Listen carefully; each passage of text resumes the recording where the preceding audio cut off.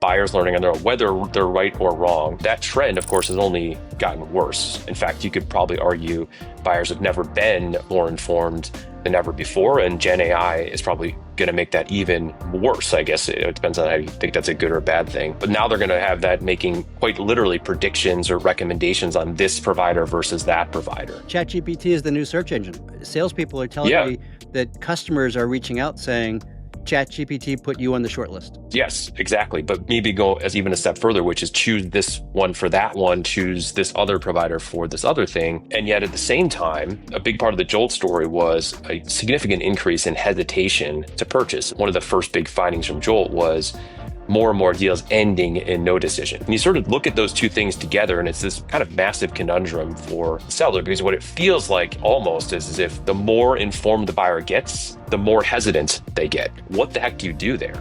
Because, of course, the answer can't be stop educating the customer or stop answering their questions, even though we know at some point they become their own worst enemy.